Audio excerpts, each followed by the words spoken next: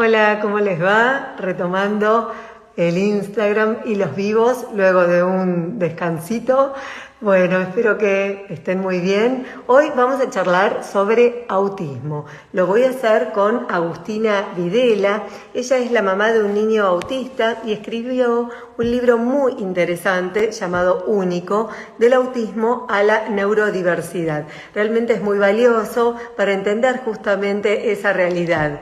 Vamos a esperar que se conecte conmigo y mientras tanto les cuento que el autismo, al ser un espectro, se manifiesta de forma diferente en cada niño, niña, niñe. Ya sabemos que conocer el desarrollo típico y qué comportamientos pueden ser diferentes, que no condicen con lo de los demás chicos. Bueno, eso puede ser una señal justamente para consultar con el pediatra en primer lugar. Es clave realmente la detección temprana de TEA y ejemplo de esto, aquí está Agustina, la voy a saludar y vamos aquí está, a compartir ya. Pero ahora sí, te va a llegar bien la solicitud para que puedas incorporarte en este vivo. Hola Agustina, ahora sí, qué suerte. Hola, ¿qué tal? ¿Cómo estás? Perdón por las No, dificultades técnicas. la verdad es que me interesa muchísimo que nos cuentes acerca de tu experiencia, acerca del libro. Contame cómo surgió la idea. Bueno, la idea fue un poco a partir de la necesidad cotidiana de encontrar respuestas y de los libros que estaba leyendo cotidianamente y que me empezaron a ayudar.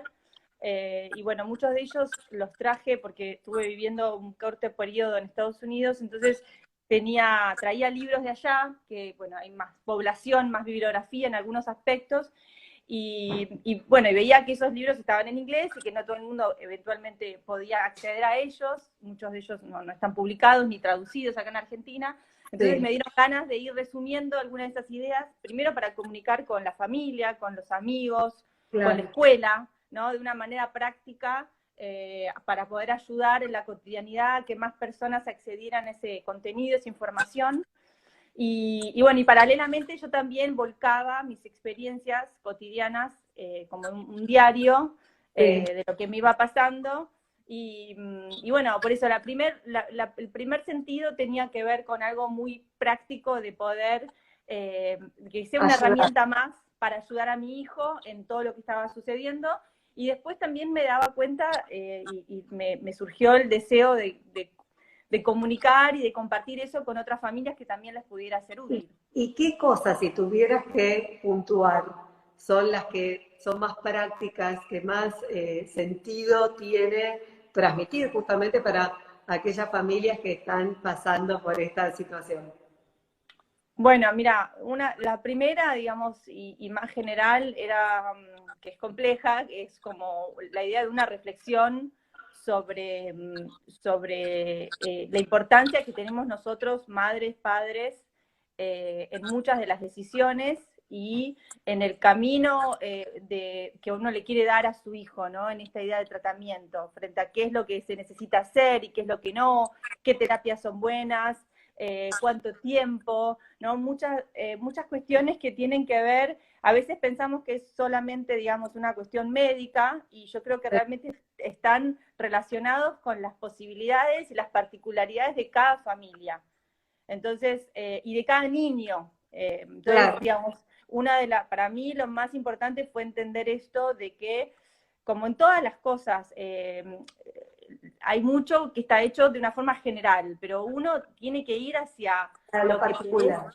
exacto, ¿no? Entonces, como cada ser humano es distinto y esta idea de un diagnóstico tiene que ver con, ya de por sí está englobando a muchos seres humanos dentro de un nombre, y después cada ser humano es distinto, y en Seguro. particular este nombre, digamos, este diagnóstico que ahora está cada vez más popularizado, que es el trastorno del espectro autista, Sí. también es un trastorno que da para mucha discusión y mucha conversación, ¿no? Porque, Lo que digamos, pasa es... es que perdóname, yo me Sí. preguntaba, si no tenés estas herramientas como papá, como mamá, es muy difícil no quedar a la buena de Dios, digo, a la buena de Dios de los profesionales, que se supone que son los que más saben, pero realmente es difícil a uno como papá o mamá de un niño que no padece TEA, ya la resulta complicado, me imagino, en esta situación. Entonces,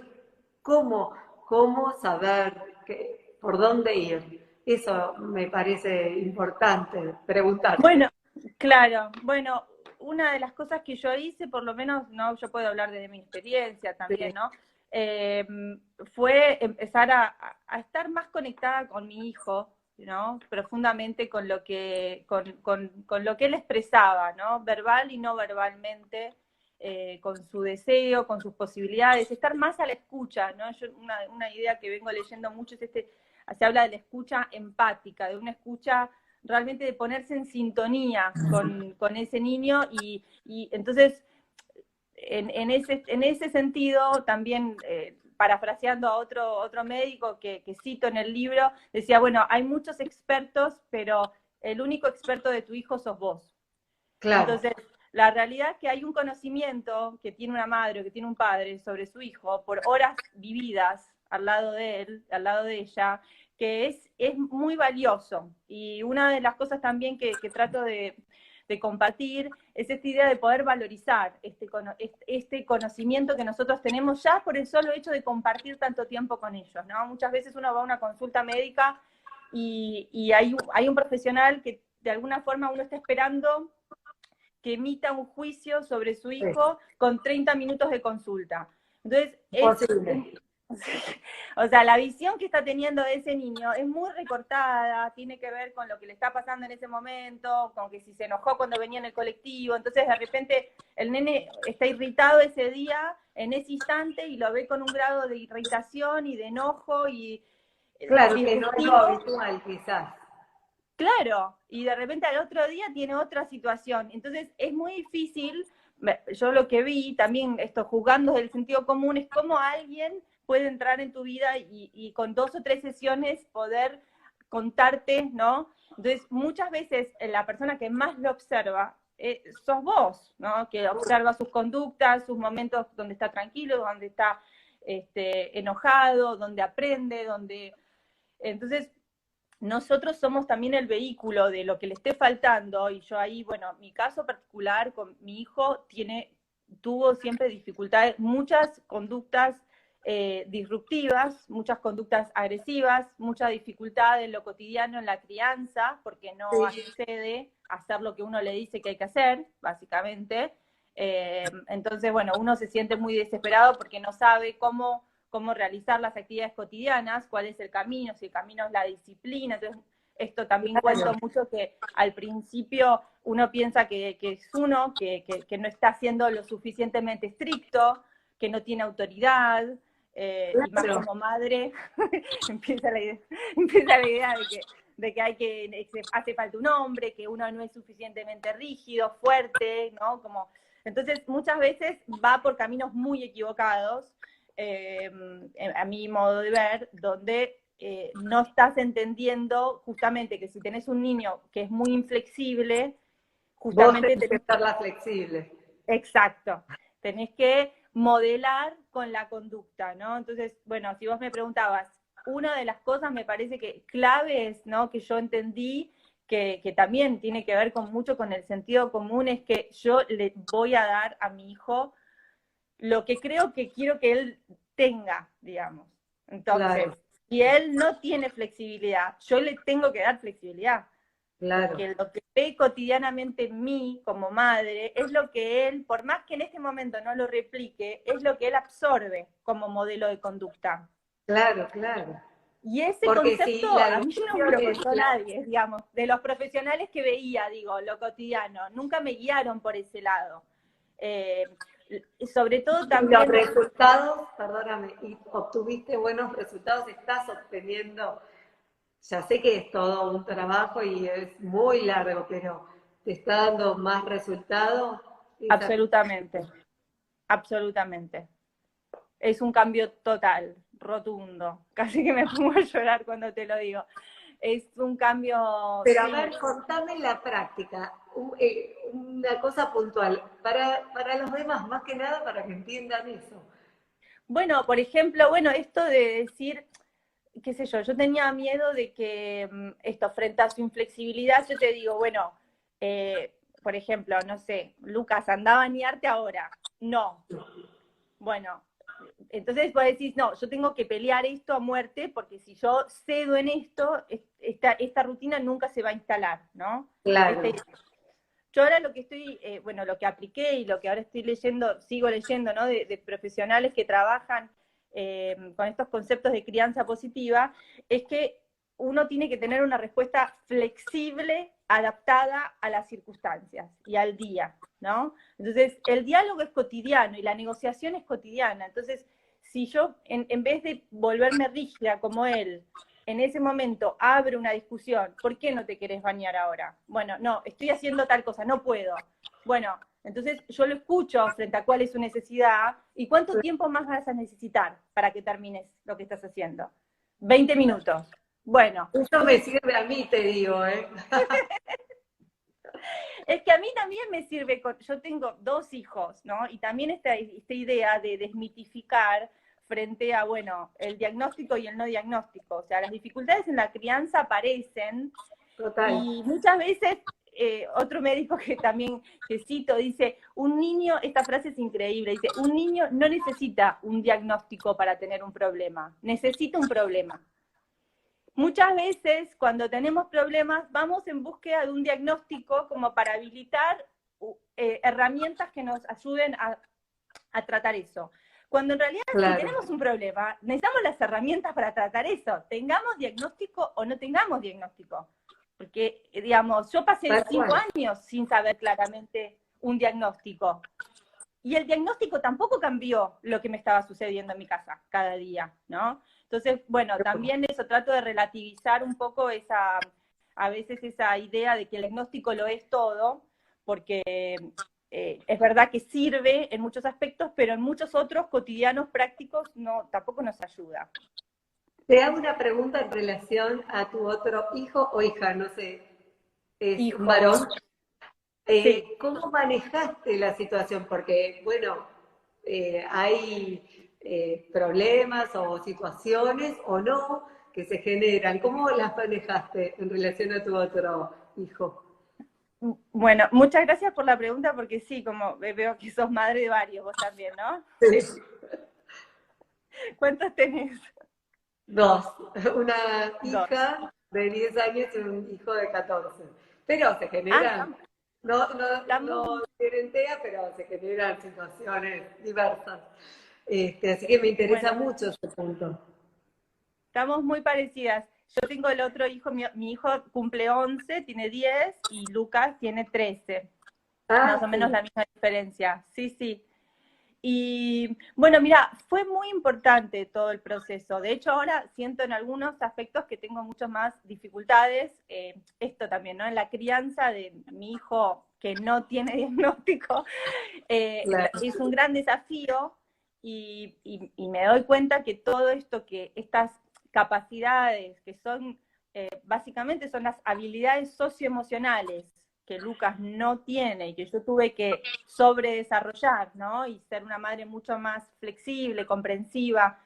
Las necesito ahora con mi otro hijo. Y me parece que la verdad que las habilidades socioemocionales son, en este momento para mí, son lo más importante que uno por lo menos yo como madre, siento que quiero transmitirle a mis hijos. O sea, más que las habilidades cognitivas. O sea, siento que el conocimiento, no sé, de la escuela, como las matemáticas, lengua, como que esas cosas de alguna manera se van construyendo, ¿no? Y que lo Sí, otro, como sociedad, no le ponemos el suficiente tiempo, ni estudio, ni trabajo, tal cual, y es lo que más nos complica la vida cotidianamente, o sea, tal saber cual. cómo relacionarnos con los otros, ¿no? Así que sí, con Guido, se llama mi otro hijo, fue un proceso, y es un proceso largo, pero me parece muy valioso, porque en él, digamos, ha tenido y tiene que lidiar con esta idea de las diferencias, de aceptar la diversidad, de aceptar una persona que piensa distinto, que tiene posibilidades distintas. Sí, Y es muy difícil también a veces entender las limitaciones sociales, emocionales del otro, ¿no? Como esta idea de que a veces hay cosas que el otro no puede, y es más difícil porque no se ven, digo, no es un chico que tenga una dificultad motriz, o que vos ves a alguien que está limitado físicamente, decís, bueno, no puede jugar al fútbol porque tiene la pierna quebrada y tiene... No, esto es, bueno, no puede jugar a las escondidas porque se enoja mucho cuando pierde. claro, Y la realidad es que no puede aceptar perder todavía, pero el hermano que es menor tiene que entender esta idea de que esa habilidad, que es la habilidad de la frustración, de superar la frustración, de perder, bueno, por su particularidad, por cómo es su cerebro y cómo es él, necesita seguir desarrollándola y tiene que seguro, tener claro. tolerancia. Muy Así que sí, interesante. es como que, bueno, uno habla de cosas intangibles, pero que tienen que entender que estas habilidades emocionales son tan importantes como las cognitivas para poder vivir bien. Obvio. Dos cosas. Una tiene que ver con vos. Bueno, flexibilidad es número uno como mamá. ¿Qué otro punto, qué otros dos o tres puntos para que nos quede como resumen necesitaríamos para Me, trabajar en este Te digo que sentido? me encanta tu approach, porque muchas veces es verdad que, no, te digo, de verdad, me parece que es súper valioso, porque Gracias. muchas veces en las charlas no llegamos a esto, que es claro, pero es lo que yo pediría, como madre yo pediría lo mismo que estás preguntando vos, y que tardé tanto, por eso cuando lo empecé a entender dije, tengo que resumir esto y compartirlo. Bueno, para mí, profundamente el tema de el manejo de la violencia. Para mí eso es lo más, te diría que es lo más importante. Me parece que todos tenemos conductas agresivas y violentas de diferente índole, Sí, que muchas veces no nos hacemos cargo, nos cuesta decirlo porque es como demasiado fuerte decirlo, pero sin embargo está presente en todos y está presente todo cotidianamente, me parece, dentro de las casas, y los sí, niños sí, también tienen reacciones, ¿no? claro. Y entonces la, las reacciones, Lucas ha tenido reacciones muy violentas y ya, bueno, muy difíciles, justamente, que uno va a pedir ayuda. Eh, y frente a la violencia, me parece que por más que sea menor, digamos esto, un nene que explota, que revolea algo, que tira una silla, bueno, como que en general, mientras uno puede, uno maneja la violencia con un tono de autoridad donde lo que hace es imponer miedo, o sea, o represalias, o consecuencias, ¿no? Sí, Entonces es, bueno, o te calmas o te quedas sin televisión sin por una iPad. semana. O sea, es como, ¿no? Que es el iPad. O te calmes. Entonces, básicamente uno lo que hace es que sube la apuesta, ¿no?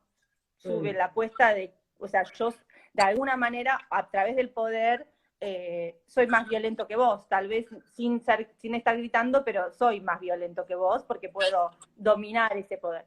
A mí me pasó de tener un niño que no puede hacerlo de esa manera. No es que yo soy más evolucionada, más buena, simplemente que no me funcionaba. No Claro. podía, o sea, él no, frente a eso tampoco. Es más, cualquier, cualquier amenaza coercitiva lo ponía todavía más violento y agresivo. Claro, claro. Entonces tenía que empezar a encontrar otras formas, ¿no? Y me parece que el manejo de la violencia es cómo uno puede trabajar en la idea de desescalar la violencia. ¿Y cómo? Primero que nada, ¿cómo? Bueno, primero, yo estuve en estos libros que leía, ¿no? Estudiaba un poco cómo funciona el cerebro, y es increíble cómo cuando uno está enojado, realmente, o sea, todo lo que es la corteza prefrontal y la parte como reflexiva, la parte que nos permite justamente evaluar las consecuencias y Se reflexionar, anula. es como que se anula, exacto. Y hay un montón de cosas que se anulan. De hecho, bueno, el cerebro genera como cortisol, entonces hay una cuestión con el estrés que puede llegar a matar neuronas. O sea, cuando yo me di cuenta de todas las consecuencias que tenía eso, dije, para mí lo más importante es sacar a mi hijo lo antes posible de estos estados. Claro. Entonces, también ahí hay un equilibrio que uno tiene que pensar, digo, si para mí, hoy, porque cada día es distinto, hoy, que él, no sé, venga a cenar en el momento que lo estoy llamando, implica un enojo que le va a generar todo eso en su cuerpo, prefiero ser tolerante y decir, bueno, hoy no querés cenar, o lo charlo. Quiero decir, Claro. ¿qué cosas estoy exigiendo y qué es lo que me implican, ¿no? Eso me parece que es algo que también uno tiene que evaluar continuamente, porque a veces por tratar de mantener una disciplina en el hogar o rutinas, está llevando a que estas situaciones se disparen todo el tiempo. Exacto. Y después lo otro es, a veces hay todo un lenguaje no verbal que es muy importante, que esto también a nivel científico funciona con las neuronas espejo. Cuando tu hija, ¿perdón? No, cuando tu hija, después te cuento lo que te iba a decir, porque tiene que ver con la respiración, porque estoy trabajando bastante con diferentes médicos, hablando y haciendo informes con todo lo que es la respiración, el mindfulness, para bajar todo eso, y lo pienso como número uno para las escuelas. Creo que es fundamental la educación emocional también, pero en este sentido, obviamente que en las casas también, pero bueno, en las casas implementar, estamos en eso acá, en casa. Pero te dejo. No, bueno, no, vos diste en la clave, yo no había llegado a decirlo en realidad, porque no sé, porque a veces todo el mundo habla de eso y suena como un lugar común decirlo, pero mindfulness, que básicamente viene de la meditación oriental y del budismo, pero el mindfulness para mí fue un antes y un después en mi vida. En el momento de más dificultad fue lo que me logró sacar adelante, primero a mí, porque me logró esto que estás diciendo, o sea, de respirar, Bueno, en mindfulness hay una frase que es hermosísima, me encanta, que dice: si uno aumenta un segundo la distancia entre el estímulo y la reacción, estás ganando libertad. Total. Y me parece que es todo, es todo. Un segundo nomás que te permita, antes de hacer algo, de poder respirar y decir, ¿qué hago con esto? ¿Qué está pasando? ¿No? ¿Cómo es la mejor manera de manejarlo? Bueno, y yo estuve estudiando mindfulness a distancia. Mira. Con una escuela que hay en California que capacita a padres y a maestros. Ya me vas a pasar esos datos después. Y bueno, yo terminé, cuento un poco en el libro, pero terminé de una manera, o sea, claramente sin la experiencia suficiente, pero con todo el deseo de ayudar a mi hijo. Yo terminé dando clases de mindfulness porque hice unos cursos de mindfulness